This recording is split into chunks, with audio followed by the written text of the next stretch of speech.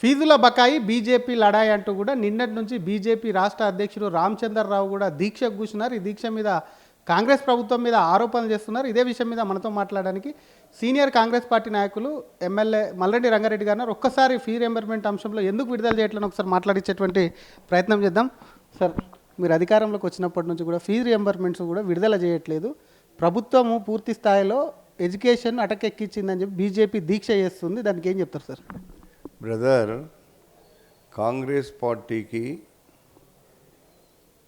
విద్య మీద కానీ, వైద్యం మీద కానీ, పేదవాళ్ళ సంక్షేమం మీద కానీ తిరుగు లేనటువంటి ప్రేమ, అభిమానంతోనే ఆ రోజు మేము అధికారంలోకి వచ్చినాం. వీళ్ళు చేసినటువంటి దుర్మార్గపు పనులు చేసి తెలంగాణ రాష్ట్రాన్ని మా ప్రభుత్వం వచ్చే నాటికి దాదాపుగా 8 లక్షల కోట్ల రూపాయలు అప్పు చేసి ప్రభుత్వ ఉద్యోగులకు జీతాలు ఇవ్వలేనటువంటి పరిస్థితిలో ప్రభుత్వాన్ని మాకు అప్పజెప్పితే మా ముఖ్యమంత్రి, మా ప్రభుత్వం ఈరోజు ఆ అప్పులన్నీ ఏదో రకంగా ఇబ్బంది కాకుండా ఆ రోజు 1వ తారీఖు నాడు జీతాలు ఇస్తామని చెప్పి ఈరోజు ప్రభుత్వ ఉద్యోగులకు 1వ తారీఖు నాడు ఉద్యోగాలు ఇస్తున్నాం. ఉద్యోగాలు మా ప్రభుత్వం జీతాలు ఇస్తుంది. ఆ రోజు మీరు చేసిన 8 లక్షల కోట్ల రూపాయల అప్పులే లేకుంటే ఈరోజు ఆనాడు తెలంగాణ రాష్ట్రం సోనియా గాంధీ గారు కాంగ్రెస్ పార్టీ ఎందుకోసం ఇచ్చిందో ఆ రోజు మా ప్రభుత్వమే ఉంటే రూపాయి ఖర్చు లేకుండా ఈ 8 లక్షల కోట్ల అప్పు చేయకపోతుంటేమి. ప్రభుత్వం తెలంగాణ రాష్ట్రం వస్తే తెలంగాణ పేద ప్రజలకు ఏం జరుగుతుందో అది చెయ్యాలనేటువంటి ఒక ఏజెండాతో మేము ముందుకు పోతుంటిమి. టీఆర్ఎస్ ప్రభుత్వం వచ్చి ఒక ప్రైవేట్ లిమిటెడ్ కంపెనీగా ఒక కుటుంబ పాలన జరిపి రాష్ట్రాన్ని అస్తవ్యస్తం చేసింది టీఆర్ఎస్ కదా. మరి ఆనాడు ఉన్నటువంటి ఈరోజు పిల్లల యొక్క చదువుల మీద ఇన్ని డబ్బులు ఇవ్వాలి, ఫీజు రియంబర్స్మెంట్ ఎందుకు ఇవ్వలేదు అంటే ఆ రోజు మీరు వాళ్ళ ఓట్లు మీరు వేయించుకొని పార్లమెంట్లో వాళ్ళు మీకే కదా ప్రతి ఇష్యూలో మద్దతు చేసింది. ఆ రోజు మీరు ఏ సంవత్సరానికి ఆ సంవత్సరం పిల్లలకిచ్చిన డబ్బులు, ఇవ్వవలసినటువంటి డబ్బులు ఏ సంవత్సరానికి ఆ సంవత్సరం ఇచ్చినుంటే ఈ 1000 కోట్ల రూపాయలు పిల్లలకి ఇచ్చేది ఎందుకు బకాయపడ్డారో 9.5 ఏళ్ళల్లా ముందు మీరు చెప్పండి. దానికి టీఆర్ఎస్కు మద్దతు తీసుకొని మీరు వాళ్ళను ఏమాత్రం ఎక్కడ అడగకుండా ఈరోజు మా ముఖ్యమంత్రి అమెరికాకు పోతేనేమో ఏవేవో క్వశ్చన్లు పెడుతున్నారు, ఏదేదో కొర్రీలు వేస్తున్నారు.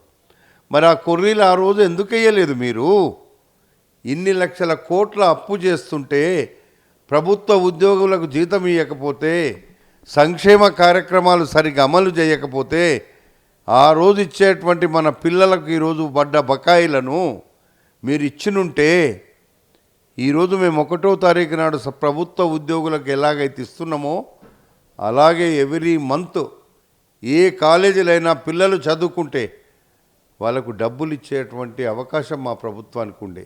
మీరు చేసినటువంటి దుర్మార్గం పనులు, మీరు చేసినటువంటి అప్పులు ఇచ్చిన తెలంగాణకు న్యాయం జరగకుండా 10 సంవత్సరాలు చేసినటువంటి విధ్వంసం ఈరోజు మేము వికాసంలోకి తీసుకొచ్చినాం. మా ప్రభుత్వం, మా ముఖ్యమంత్రి ఒక వికాస దారిలో నడుస్తుంటే ఇంకా సిగ్గు లేకుండా మీకు రేపు పుట్టగతులు లేవని ఇలాంటి మాటలు మాట్లాడుతున్నారు తప్ప ఇంకొకటి కాదు. ఆనాడు మీరే ప్రధానమంత్రి, మీ భారతీయ జనతా పార్టీ ఉంది. మరి ఎక్కడ పోయింది ఆ రోజు? ఈరోజు చాలా మాటలు చెప్తున్నారు కదా. రాష్ట్రాలలో సారా కుంభకోణమని, లేకపోతే రకరకాల కుంభకోణాలు వచ్చినప్పుడేమో ఈడీల మీద, ఇన్కమ్ ట్యాక్స్ మీద చెప్పి మీరు వాడుకున్నారు.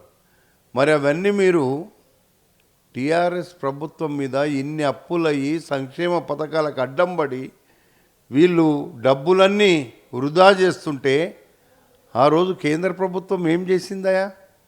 ఈరోజు కాంగ్రెస్ ప్రభుత్వం అధికారంలోకి ఉంటే మీరు ఆడ మీ ఆఫీసులో మీరు ధర్నాలు చేస్తుర్రు, నిరాహార దీక్షలు చేస్తుండ్రు. ప్రజలు అవన్నీ చూసి నవ్వుకుంటారు. మీకు కనీసం మొన్న పడ్డ ఓట్లు కూడా పడని పరిస్థితి వస్తుంది. దాన్ని మీరు ఒక్కసారి మీరు కూడా కిషన్ రెడ్డి గారు ఉన్నారు, బండి సంజయ్ గారు ఉన్నారు ప్రభుత్వంలో. మీరు మన రాష్ట్రానికి వచ్చే ఆదాయాన్ని కూడా రాకుండా ఈరోజు మీరు చేస్తున్న పని చాలా తప్పు. మీరు మాట్లాడడమే తప్పు. అందుకే ఈరోజు మీరు చేసేటివన్నీ దుర్మార్గం పనులని చెప్పి తెలియపరుస్తుంది. తిరుగు లేనటువంటి ప్రేమ అభిమానంతోనే ఆ రోజు మేము అధికారంలోకి వచ్చినాం. వీళ్ళు చేసినటువంటి దుర్మార్గపు పనులు చేసి తెలంగాణ రాష్ట్రాన్ని మా ప్రభుత్వం వచ్చే నాటికి దాదాపుగా 8 లక్షల కోట్ల రూపాయలు అప్పు చేసి ప్రభుత్వ ఉద్యోగులకు జీతాలు ఇవ్వలేనటువంటి పరిస్థితిలో ప్రభుత్వాన్ని మాకు అప్పజెప్పితే మా ముఖ్యమంత్రి మా ప్రభుత్వం ఈరోజు ఆ అప్పులన్నీ ఏదో రకంగా ఇబ్బంది కాకుండా ఆ రోజు 1వ తారీఖు నాడు జీతాలు ఇస్తామని చెప్పి ఈరోజు ప్రభుత్వ ఉద్యోగులకు 1 తారీఖు నాడు ఉద్యోగాలు ఇస్తున్నాం. ఉద్యోగాలు మా ప్రభుత్వం జీతాలు ఇస్తుంది. ఆ రోజు మీరు చేసిన 8 లక్షల కోట్ల రూపాయల అప్పులే లేకుంటే ఈరోజు ఆనాడు తెలంగాణ రాష్ట్రం సోనియా గాంధీ గారు కాంగ్రెస్ పార్టీ ఎందుకోసం ఇచ్చిందో ఆ రోజు మా ప్రభుత్వమే ఉంటే రూపాయి ఖర్చు లేకుండా అప్పులకు సంబంధించి తీసుకున్నప్పుడు మరి ఆదాయానికి సంబంధించి కూడా మాట్లాడే విద్యార్థులకు ఎందుకు ఇవ్వట్లేదు, మిగతా ప్రాజెక్టులు ఎందుకు చేస్తున్నారని చెప్పినాం కదా. అందుకే వాళ్ళు చేసినటువంటి అప్పులు, వాళ్ళు చేసిన తప్పులు ఈరోజు మా ప్రభుత్వానికి అడ్డంకిగా ఉన్నాయి. అవన్నిటిని కూడా అప్పులు వడ్డీలు కట్టుకుంటూనే చెప్పని సంక్షేమ కార్యక్రమాలు కూడా ఈరోజు మా ప్రభుత్వం చేస్తుంది. అందుకే మా ప్రభుత్వాన్ని అనేటువంటి హక్కు కానీ కాంగ్రెస్ పార్టీని నిందించాల్సిన హక్కు కానీ మీకు లేదని చెప్పి తెలియపరుస్తున్నాం. కొండా సురేఖ అంశంలో మీలాంటి సీనియర్లు మాట్లాడతలేరన్న చర్చ జరుగుతుంది. కాంగ్రెస్ సీనియర్లు అనేటువంటిది డెఫినెట్గా మేము సీనియర్లం అయినప్పటికీ మా ముఖ్యమంత్రి గారు చాలా క్లియర్గా నిన్న చెప్పిండు కదా. మళ్ళా మీరు కొండా సురేఖ మీద ఎవరేం మాట్లాడకండి. 10 సంవత్సరాలు కష్టపడితే కాంగ్రెస్ రాష్ట్రంలో మాకు అధికారంలోకి వచ్చింది. వచ్చినటువంటి ప్రభుత్వాన్ని మనందరం కలిసి నిలబెట్టుకోవాలని మా పిసిసి ప్రెసిడెంట్ గారు కానీ మా ముఖ్యమంత్రి కానీ చాలా క్లియర్గా చెప్పారు. మేము ఇంకా మాట్లాడడం దాని మీద.